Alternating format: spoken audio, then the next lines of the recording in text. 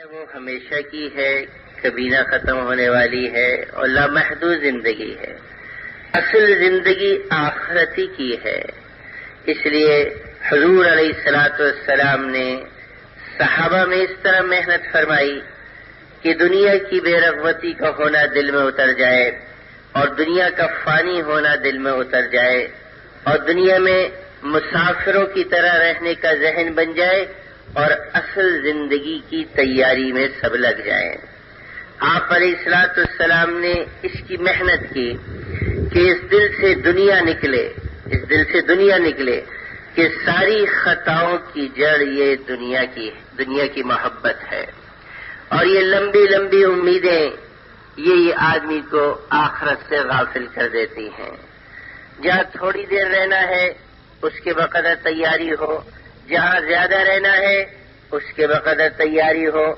تو حضور علیہ الصلوۃ والسلام نے نہ خود دنیا سے دل لگایا، نہ صحابہ کا دل دنیا سے لگانے دیا۔ کہ جب آدمی اس دنیا میں پھنستا ہے تو پھر آخرت کو بھول جاتا ہے، وہ اس دنیا کو ہی سب کچھ سمجھ بیٹھا ہوتا ہے، نہ پھر اس کو اللہ کا خیال، نہ اللہ کے رسول کا خیال، نہ اچھے اعمال کا خیال۔ اس کی تو سب کچھ جو ہے وہ دنیا ہی بن جاتی ہے۔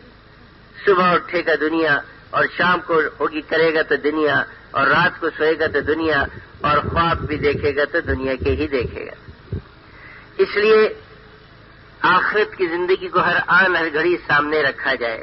ایمان والا وہ ہے جو اس کا ہر آنے والا دن آخرت کی فکر کو بڑھا رہا ہو اور دنیا کی بے رغبتی کو بڑھا رہا ہو۔ ایسا نہ ہو کہ آدمی اس دنیا کو لے کے ہی دنیا سے چلا جائے۔ اس لیے بعض مرتبہ اللہ والوں کی تربیت کے لیے اللہ پاک کچھ مقرر کر دیتے ہیں کہ جس سے آخرت کا استحضار ہو جائے اور آدمی چلتے چلتے بھی توبہ کر جائے۔ ایک مجذوب بزرگ گزرے حضرت بہلول رحمت اللہ علیہ، مجذوب تھے، لوگ ان کو دیوانہ سمجھتے تھے، دیوانہ نہیں سمجھتے تھے، وہ اللہ والے تھے، بزرگ تھے۔ خلیفہ ہارون رشید کا زمانہ تھا اور ان کے دربار میں ان کا آنا جانا تھا۔ ہارون رشید ذرا تھوڑے سے جلالی طبیعت کے تھے، ہر ایک ہمت نہیں کرتا تھا، لیکن حضرت بہلول کے بارے میں ان کا حکم تھا کہ ان کو ہر وقت کی حاضری کی اجازت ہے، تو آیا کرتے تھے۔ تو ہارون رشید کچھ ان سے تھوڑا سا مذاق کرتے، کچھ دل لگی کرتے، کچھ چھیڑ چھاڑ کرتے۔ ایک مرتبہ حضرت بہلول رحم اللہ آئے تو ہارون رشید نے اپنی طبیعت کے مطابق سے تھوڑا سا مذاق چھیڑ چھاڑ کی اور کہا، بہلول آج میں تمہیں ایک امانت دینا چاہتا ہوں، اور ایک چھڑی نکالی اور نکال کے کہا کہ بہلول یہ میری طرف سے تمہارے پاس امانت ہے، اور تم تلاش کرو اس دنیا میں جو تمہیں اپنے سے بڑا بے وقوف نظر آئے، اس کو میری طرف سے تحفے میں دے دینا۔ حضرت بہلول اس چھڑی کو لے کے واپس گھر آ گئے۔ اس کے بعد جب ہارون رشید کے دربار میں جانا ہوتا تو وہ چھڑی ان کے پاس ہوا کرتی تھی۔ ایک عرصے تک پھر جانا نہ ہوا، پھر اطلاع ملی کہ ہارون رشید بیمار ہے، طبیعت خراب ہے، تو عیادت سنت ہے، اس لیے عیادت کی نیت سے ہارون رشید کے دربار میں آئے تو دیکھا کہ واقعی ہارون رشید بستر پہ ہیں اور طبیعت خراب ہے۔ پوچھا، ہارون رشید کیا حال ہے؟ کہ کیا پوچھتے ہو، بس اب تو سفر کی تیاری ہے۔ حضرت بہلول رحم اللہ نے پوچھا، کہاں کا سفر ہے؟ کہا، آخرت کا سفر ہے۔ تو حضرت بہلول رحم اللہ نے کہا، پھر کس لشکر کو تم نے پہلے سے روانہ کر دیا جو وہاں پہنچ کے تمہارے استقبال کی فضا بنائے اور تیاری کرے، اور کتنے شاہی باورچی اور خدام تمہارے ساتھ جا رہے ہیں؟ ہارون رشید نے کہا، یہ وہ سفر ہے جس میں کوئی کسی کے ساتھ نہیں جایا کرتا، تنہائی آدمی جاتا ہے۔ تو حضرت بہلول رحم اللہ نے کہا، ہارون رشید تمہاری ایک امانت ایک عرصے سے میرے پاس رکھی ہے، اور چھڑی نکال کے دکھائی کہ تم نے مجھے دی تھی یہ کہہ کر کہ میں دنیا میں تلاش کروں، مجھ سے بڑا کوئی اگر بیوقوف نظر آئے تو میں دے دوں۔ میں اس وقت سے تلاش میں تھا، مجھے کوئی اپنے سے بڑا بیوقوف نظر نہیں آیا۔ آج تم نظر آئے ہو کہ تم ہی سب سے بڑے بیوقوف ہو، اور میں تمہیں ہی یہ چھڑی تحفے میں دیتا ہوں۔ اور پھر کہا کہ ہارون رشید، میرا ایک زمانے سے تمہارے دربار میں آنا جانا ہے، جب تمہیں کوئی سفر پیش ہوتا تھا تو تو ایک لشکر پہلے سے روانہ کرتے تھے جو وہاں پہنچ کے تمہارے استقبال کی فضا بناتا. پھر کچھ شاہی باورچی اور راشن کا سامان اور خیمے اور کچھ خدام تمہارے ساتھ جایا کرتے تھے. ہارون رشید وہ سفر کتنے دن کا ہوتا تھا؟ ان کا 2-3 دن کا سفر ہوتا تھا. کہا کہ بقول تمہارے اس مختصر سے سفر کی تو تم اتنی تیاری کرتے تھے، اور وہ طویل سفر جہاں سے واپسی بھی نہیں ہے اس کی تم نے کوئی تیاری نہیں کری. ہارون رشید نے یہ بات سنی تو رو پڑے اور کہا بہلول ہم تو تمہیں سب سے بڑا بے وقوف سمجھتے تھے، حالانکہ تم سب سے بڑے عقل مند ہو. واقعی ہم نے اس آخرت کے سفر کو بھلائے رکھا، اس کی کوئی تیاری نہیں کی. میرے محترم بزرگوں دوستو، کہنے کو تو یہ سوال حضرت بہلول کا ہارون رشید سے تھا، لیکن اگر غور کرے تو یہ سوال ہم سب سے ہے. کیا ہم آخرت کے لیے تیار ہیں؟ وہ اعمال جن سے آخرت کی زندگی بنتی ہے ہم نے اس کی تیاری کر لی؟ وہ تو یہ دنیا اتنی ہمارے اوپر غالب آ گئی کہ ہمیں تو ہفتوں آخرت کا خیال بھی نہیں آتا. دیانتداری سے سوچے ذرا ابھی کہ کتنے دن ہو گئے ہوں کہ ہمیں موت کا خیال نہیں آیا. کتنے دن ہو گئے ہوں گے ہفتوں کہ ہمیں آخرت کا خیال نہیں آیا کہ ہم نے بھی وہاں جانا ہے. ہم تو یہ سب یہاں دیندار لوگ بیٹھے ہیں. جب دیندار ہفتوں موت کو یاد نہ کریں اور آخرت کو یاد نہ کریں تو دنیا دار کیسے یاد کرے گا؟ وہ تو ویسی موت کے نام سے ڈرتا ہے. اور صحابہ کی مجالس آخرت کے تذکروں سے اور موت کے تذکروں سے بھری ہوتی ہیں.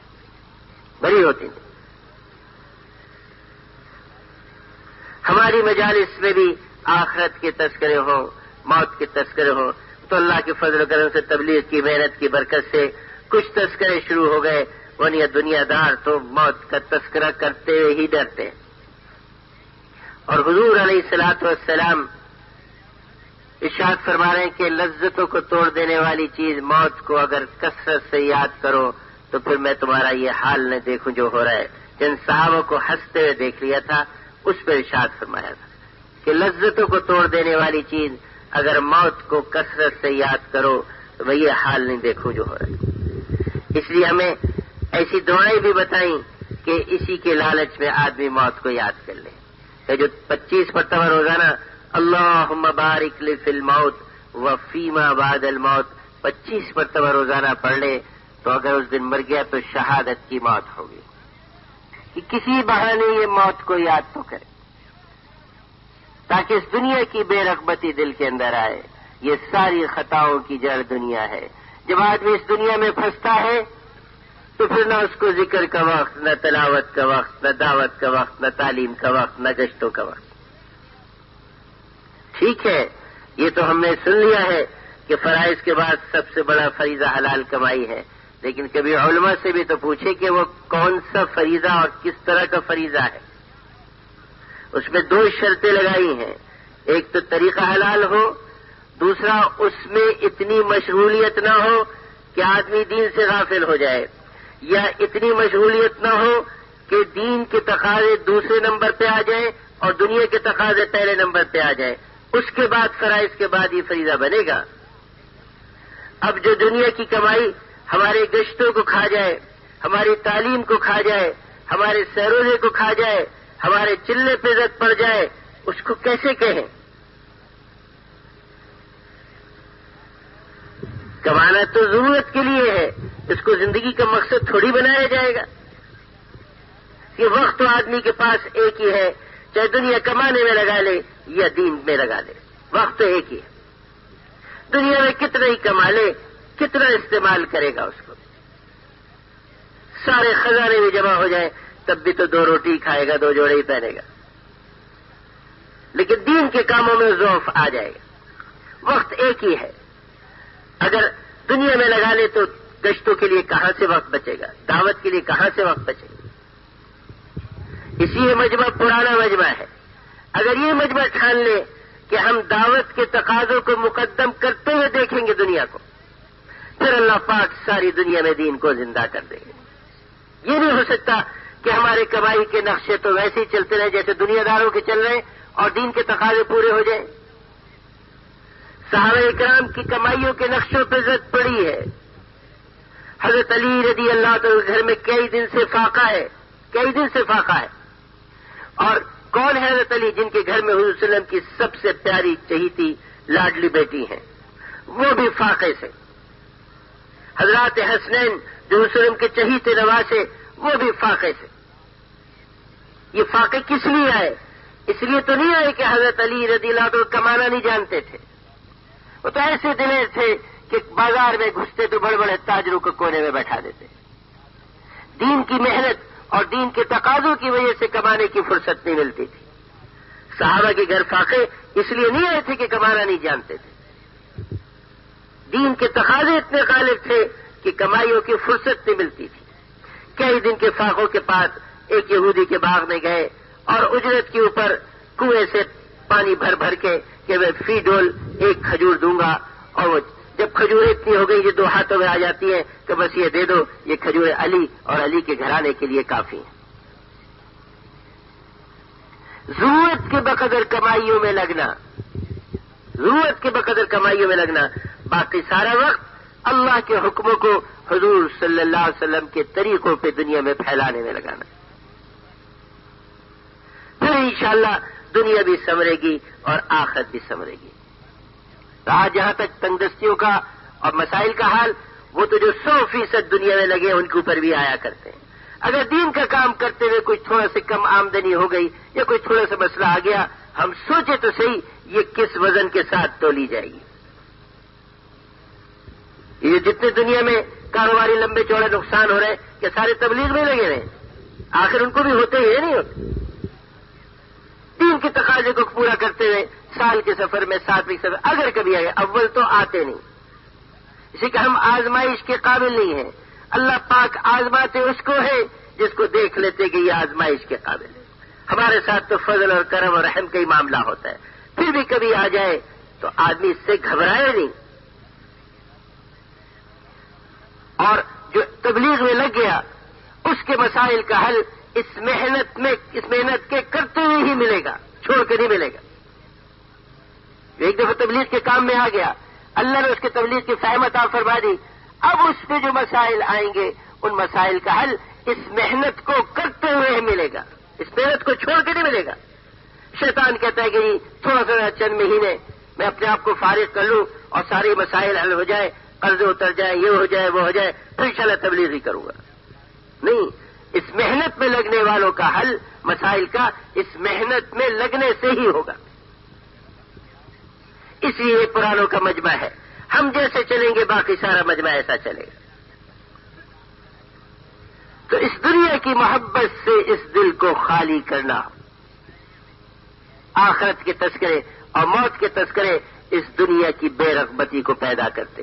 جس کے سامنے ہر گھڑی آخرت ہوگی وہ کہاں دنیا میں پکے مکان بنا سکتا ہے اور کہاں مکانوں کو آراستہ کر سکتا ہے. وہ تو مسافروں کی طرح رہے گا. اس لیے کہ حضور علیہ الصلوۃ والسلام نے ارشاد فرمایا، دنیا میں ایسے رہو جیسے راہ چلتا ہوا مسافر. ایسے رہو جیسے راہ چلتا ہوا مسافر. راہ چلتا ہوا مسافر کسی راستے کی چیز سے جی نہیں لگاتا. کسی درخت کے سائے میں سستانے کے لیے تھوڑی سی دیر ٹھہرتا ہے اور پھر منزل کی طرف چل دیتا ہے. اس کو کیا واسطہ دنیا کی آرام دہ اور آسائش کی چیزوں سے. حضور علیہ الصلوۃ والسلام کے گھر میں ایک مرتبہ ایک انصاری عورت آئی.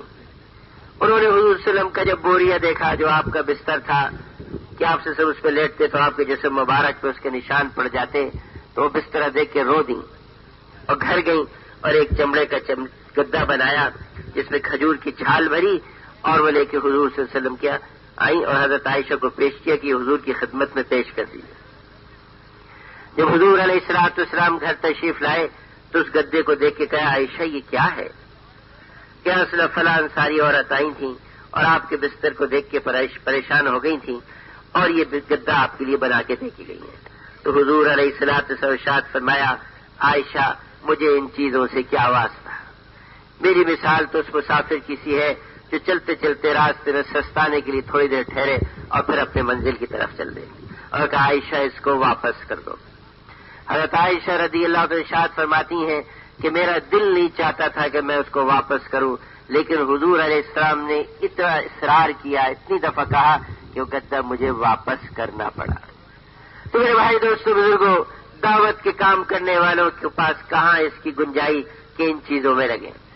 ہم تو مسافر ہیں، کام کرتے کرتے تھک جائیں گے تو کہیں بھی لیٹ کے سو جائیں گے، اور اگر گھروں کو بنانے میں، اس کو آراستہ کرنے میں لگے تو پھر دین کا کام یقیناً متاثر ہوگا، یقیناً متاثر ہوگا۔ اس لیے حضرت عمر رضی اللہ تعالیٰ عنہ نے اپنے دور خلافت میں اس کی محنت کی کہ کوئی بھی اس نہج سے نہ ہٹے جس نہج پہ حضور صلی اللہ علیہ وسلم امت کو چھوڑ کے گئے۔ اس لیے جس کو گورنر بناتے اس کی تحقیق کرتے کہ گورنر بن کے بدلے تو نہیں، کہیں اپنے نمائندے کو بھیجتے اور کہیں خود تشریف لے جاتے،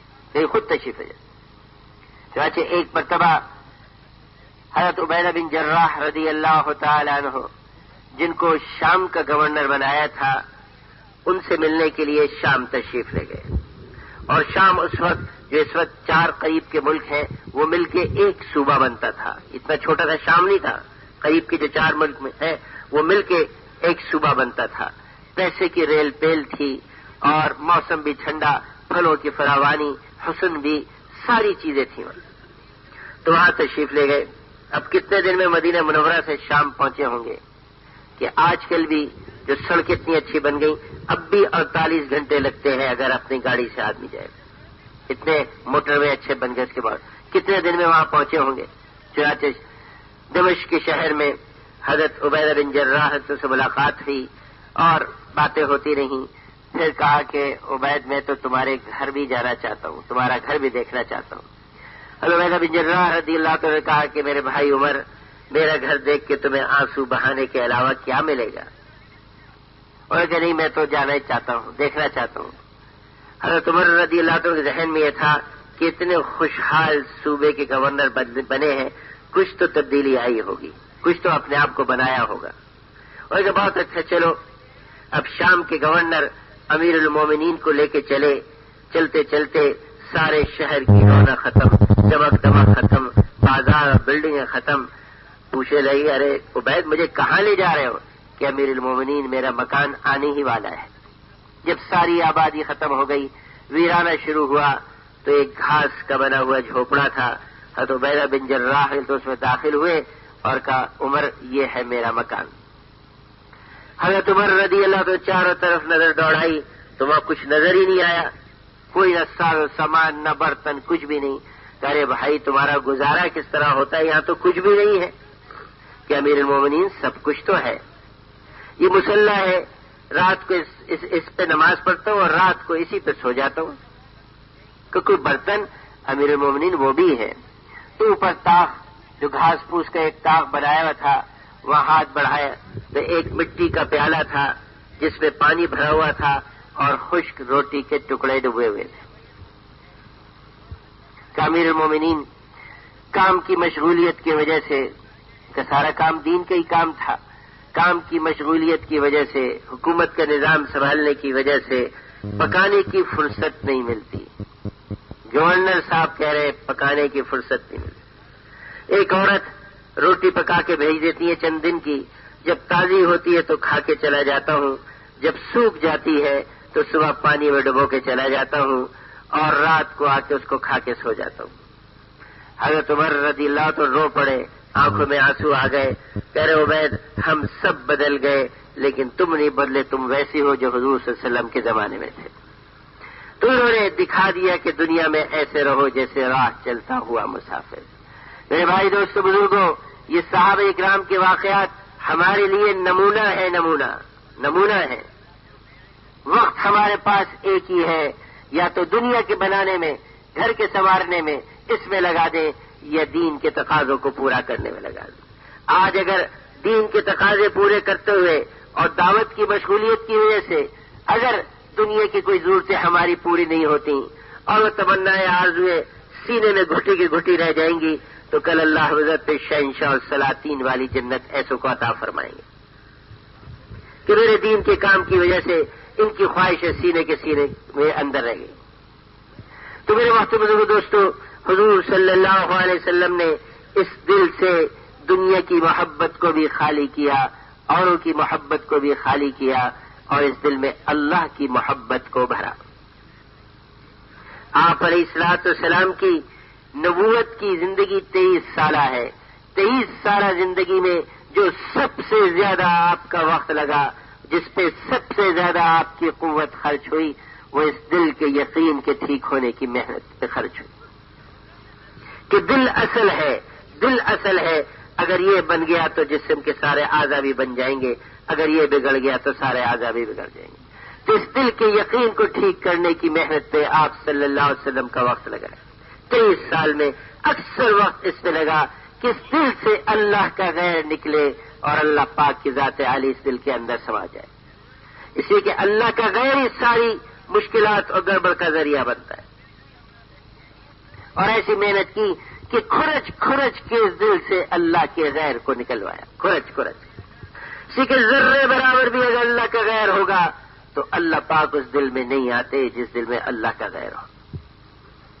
کھرچ کھرچ، جیسے گھر میں ہانڈی جل جائے نا تو گھر والے، گھر کی عورتیں اس کو صاف کرتی ہیں، مانجتی ہیں، پھر بھی اگر اس میں کہیں کونے میں پتیلی جو ہے نیچے سے تھوڑی سی اوپر نیچے ہو جاتی ہے تو جو اس کی جھلیاں ہوتی ہیں اس میں وہ جلے کا نشان رہ جاتا ہے، تو پھر جھاوے سے رگڑ کے صاف کرتی ہیں۔ اس مجھے بھی اتنی محنت کیوں کر رہی ہو؟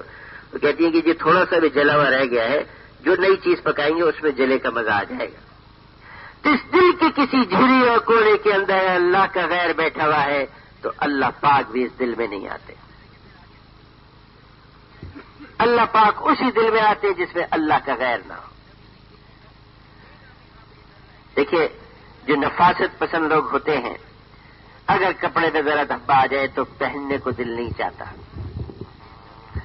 اگر پلیٹ پہ کوئی نشان لگے ہو تو کھانے کو جی نہیں چاہتا، اگر گلاس چکنا ہاتھ کسی نے لگا دیا تو اس میں پانی پینے کو جی نہیں چاہتا، بستر پہ دھبا ہو تو لیٹنے کو طبیعت نہیں آمادہ ہوتی۔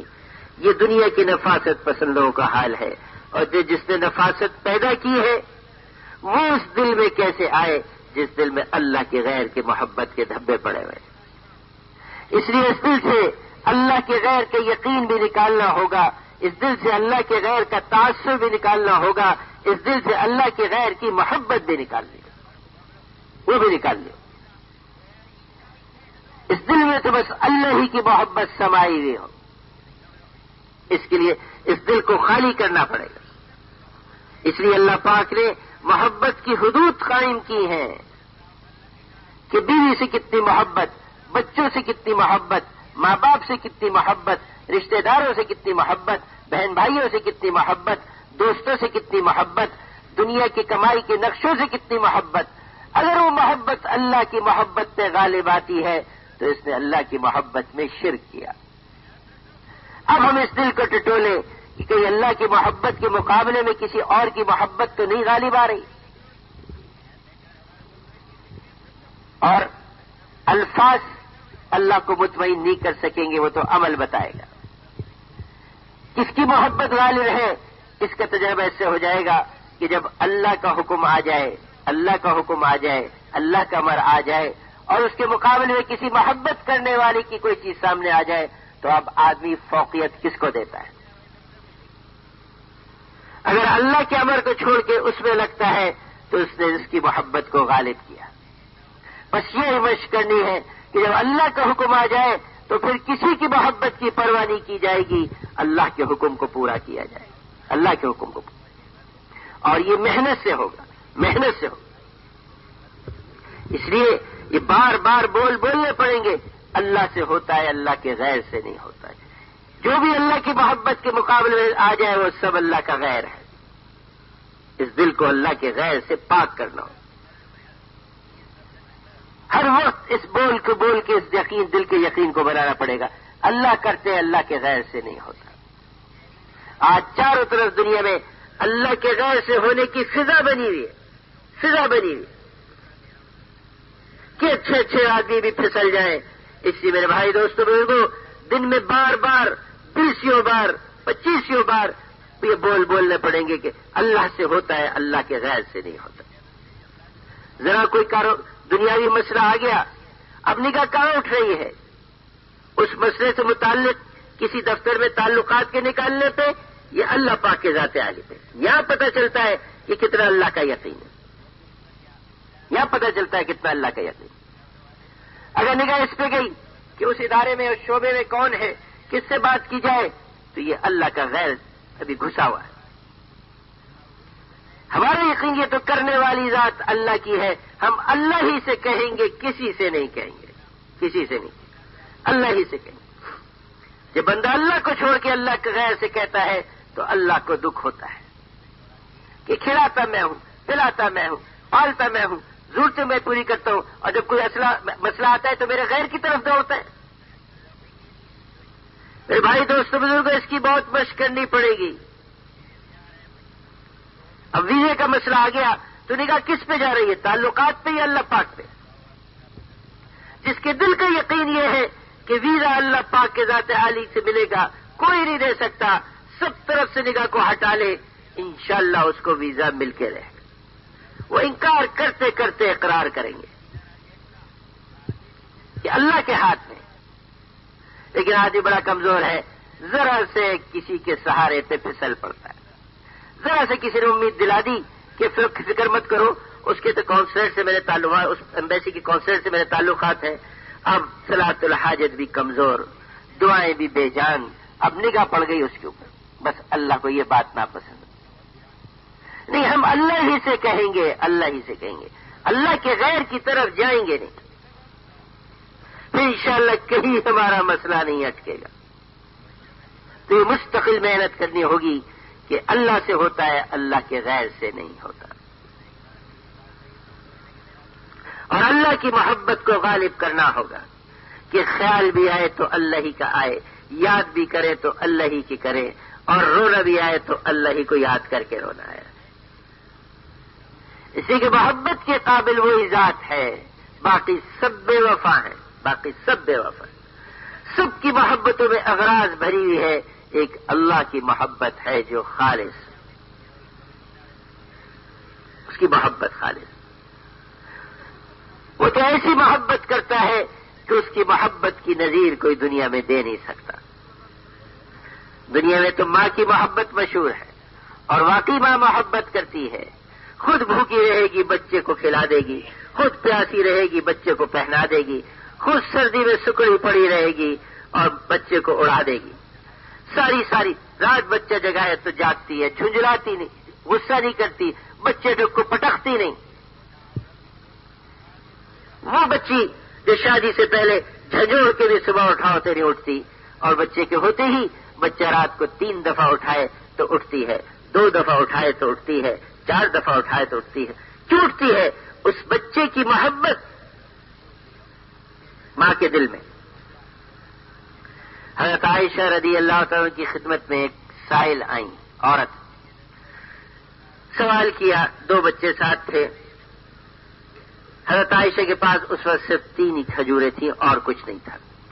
ہم صحابہ کی تنگ دستیوں اور فخر و فاقہ کا تصور نہیں کر سکتے کہ کس طرح کہ ارشاد فرماتی ہیں کہ 2 مہینے گزر جاتے تھے, ہمارے گھر میں چولہا نہیں جلتا تھا, کھجور اور پانی سے گزارا ہو جاتا. اور بات مطلب فرماتی ہیں ایسی ہمیں ردی کھجوریں کھانے کو ملتی کہ اونٹ کے سامنے ڈالو تو اونٹ بھی نہ کھائے. تو تھی صرف 3 کھجوریں. آج تو اللہ نے اتنی فراوانی دی دنیا کی چیزوں کی, یہ کوئی سوچ بھی نہیں سکتا کہ کوئی ایسا بھی ہوگا جس کے گھر میں صرف 3 ہی کھجور ہو, کچھ نہ ہو. یہ صحابہ کے گھروں کا عام حال تھا. وہ تو 3 کھجوریں سائل عورت کو دے دیں. اس نے 1 کھجور ایک بچے کو دی, دوسری کھجور دوسرے بچے کو دی, اور 1 کھجور اپنے لیے رکھ لی. جب وہ کھجور بچوں نے فوراً کھا لی, پھر رونے لگے. بھوک کے اندر 1 کھجور کیا کرے؟ تو اس عورت نے اس کھجور کے جو اپنے لیے رکھی تھی 2 ٹکڑے کیے, آدھا ٹکڑا ایک بچے کو دے دیا, آدھا ٹکڑا دوسرے بچے کو دے دیا, اور خود بھوکی رہی. حضرت عائشہ سارا منظر دیکھتی رہی. جب حضور علیہ الصلوۃ والسلام تشریف لائے تو سارا حال سنایا, تو آپ نے ارشاد فرمایا جس کا مفہوم ہے کہ وہ محبت ہے جو اللہ پاک نے ماں کے دل میں بچوں کی ڈالی ہے. ایسی محبت کرنے والی ماں, ایسی محبت کرنے والی ماں کو بھی بچہ پکارے امی, ماں کہتی ہے جی بیٹا, تھوڑی دیر بعد بچہ پھر کہتا ہے امی، ماں کہتی ہے جی میرے چاند. بچہ تھوڑی بعد پھر کہتا ہے امی، ماں کہتی ہے جی میرے لال. جتنے محبت کے بول اس کو یاد ہوتے ہیں وہ کہتی ہے.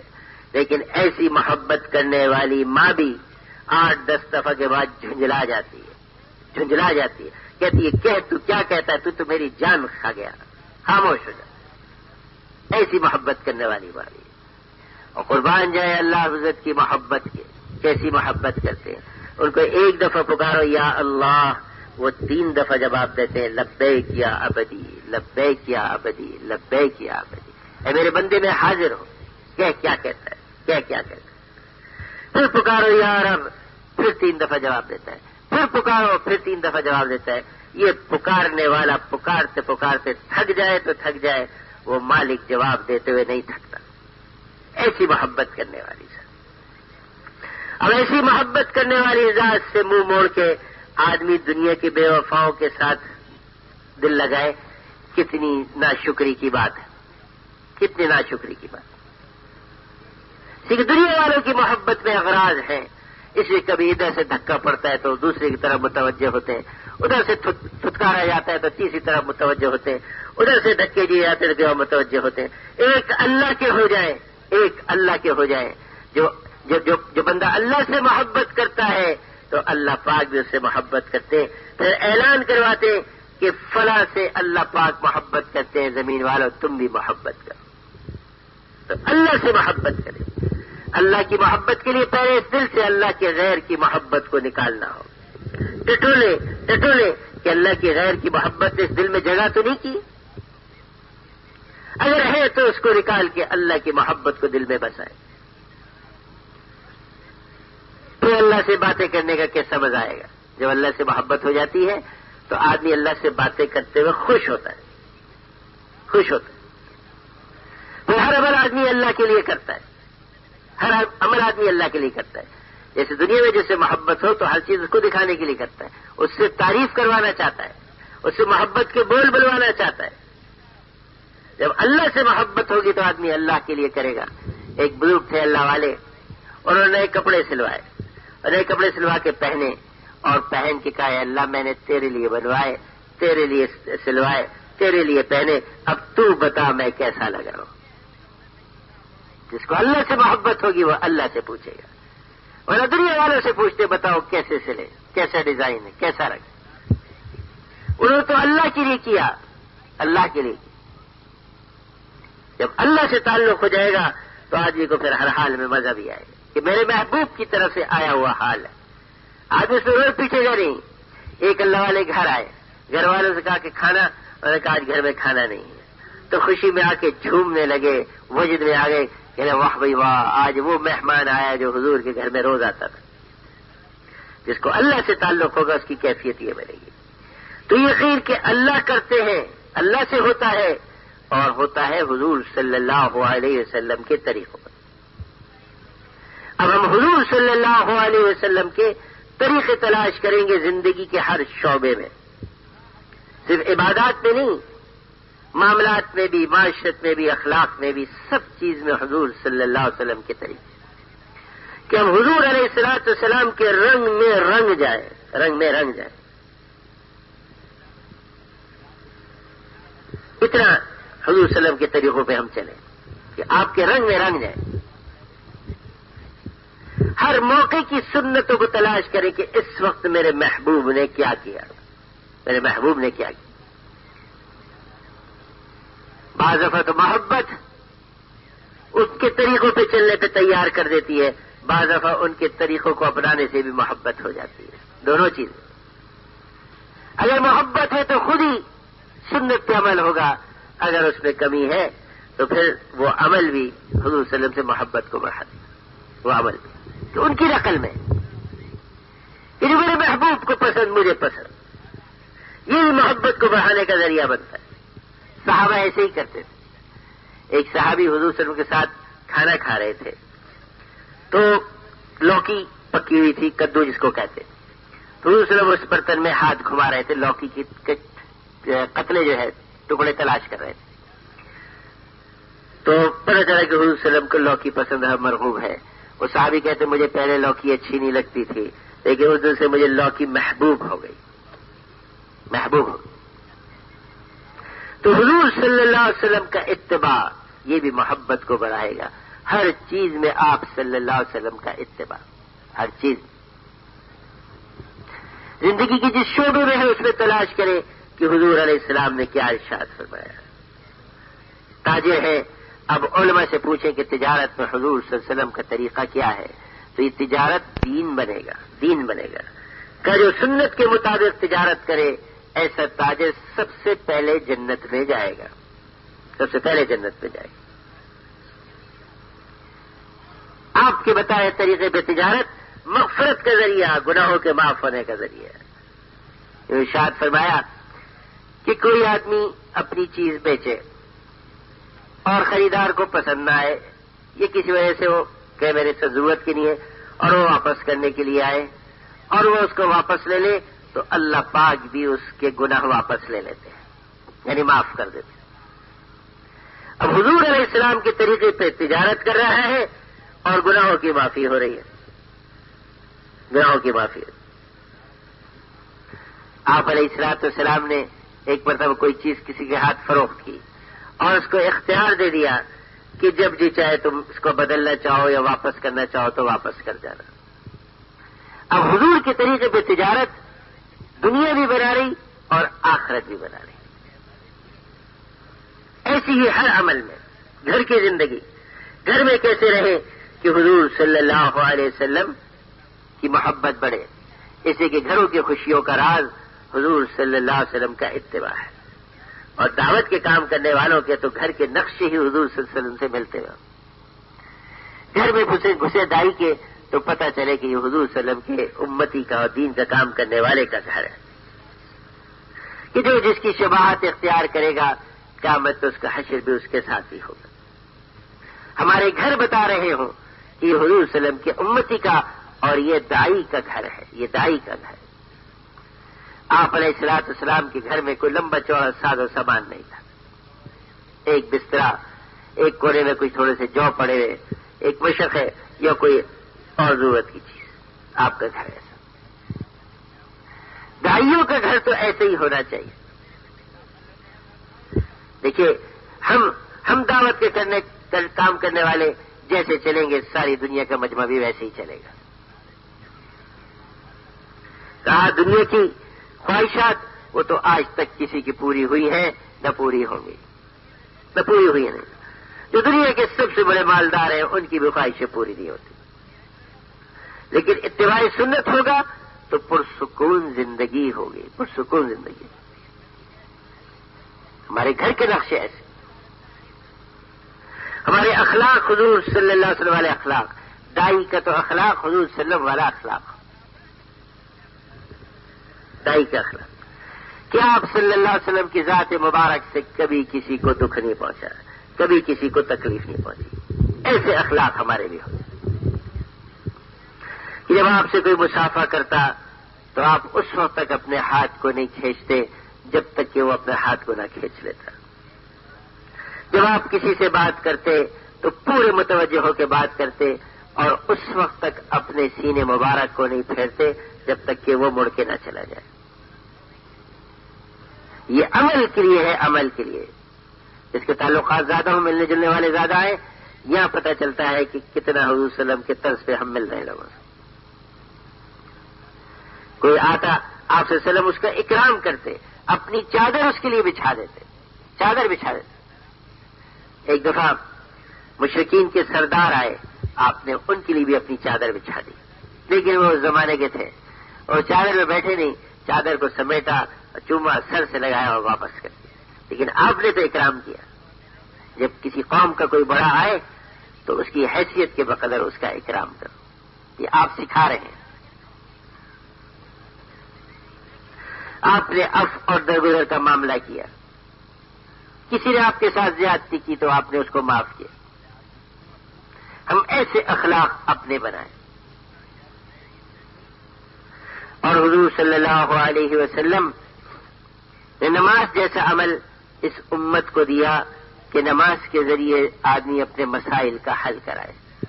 ہمارے دعوت میں یہ بات کہی جاتی ہے کہ کوئی بھی مسئلہ آ جائے ہم نماز پڑھ کے مسائل کو حل کرنا جانتے ہوں، یعنی نماز ایسی جاندار ہماری بن جائے کہ نماز پڑھے اور مسائل حل ہوتے، ایسی جاندار نماز بنانے کی مشق نہیں ہوگی۔ کسی اچھی نماز پڑھنے والے کی نماز دیکھ کے اپنی نماز کو ایسا بنائیں، اور اچھی نماز کے لیے اچھا وضو شرط ہے۔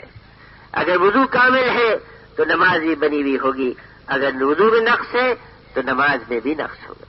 وضو بھی سیکھنے کی چیز ہے، صحابہ سیکھتے تھے، وہ صحابہ جو حضور صلی اللہ علیہ وسلم کے ساتھ زیادہ رہے، ان کے پاس وہ صحابہ جو کم رہے، وہ بعد میں آپ صلی اللہ علیہ وسلم کے بعد آئے اور کہا کہ ہمیں وضو کرنا سکھا دیجیے۔ تو انہوں نے کہا پانی لے کر آؤ، لوٹے میں پانی منگایا، اونچی جگہ بیٹھے اور وضو کر کے دکھایا، کہا یہ تھا حضور صلی اللہ علیہ وسلم کا وضو۔